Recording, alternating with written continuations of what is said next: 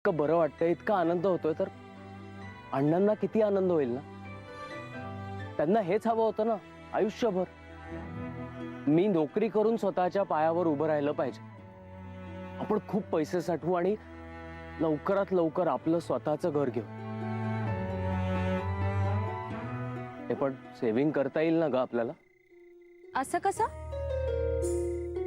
एक गोष्ट आहे जी आपण कितीही वाटली तरी आयुष्यभर कमी होणार नाही, उलट वाढतच जाईल.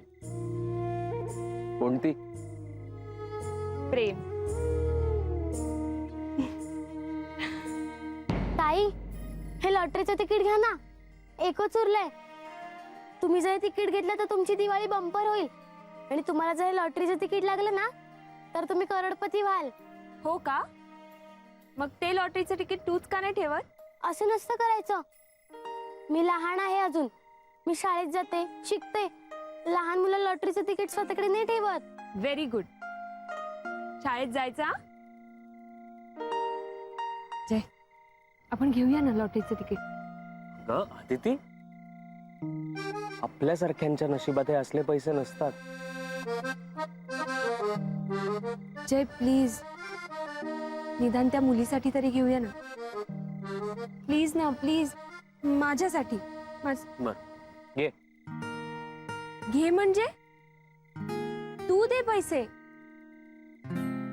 काय आहे ना, आज माझ्या नवऱ्याचा पहिला पगार झालाय आणि त्याची बायको म्हणून तेवढा तर हक्क आहे ना माझा.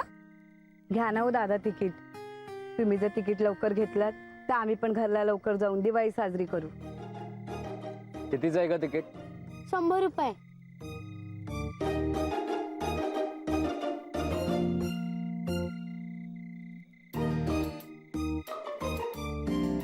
थँक्यू आणि हॅपी दिवाळी.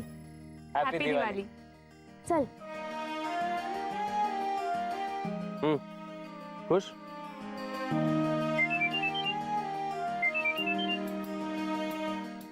बोल वहिनी, कशी आहेस? घ्या, म्हणजे मी फोन केल्यानंतरच मला विचारणार का मी कशी आहे म्हणून? अगं वहिनी, तसं नाही. आता जस्ट ऑफिस मधनं बाहेर पडतोय आम्ही. बोल ना. अच्छा अच्छा. काय रे, नाही म्हणजे दिवाळीत तरी येणार आहात ना घरी? हो, मी आणि आदिती आता तोच विचार करत होतो. काय म्हणजे घरी यायचं की नाही? हा नाही नाही वहिनी, आम्ही येणार आहोत तिथे. हा, आत्ता कसं?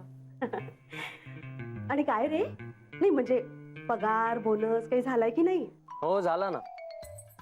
Very good. नाही म्हणजे काय, अण्णांना विसरू नकोस. हा, केवढं केलंय त्यांनी तुझ्यासाठी, किती खर्च केलाय तुझ्यावर, लक्षात आहे ना? हो वहिनी, हो.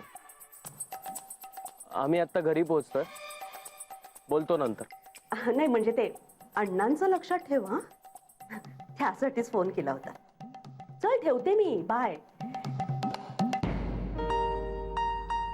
चला निघूयात.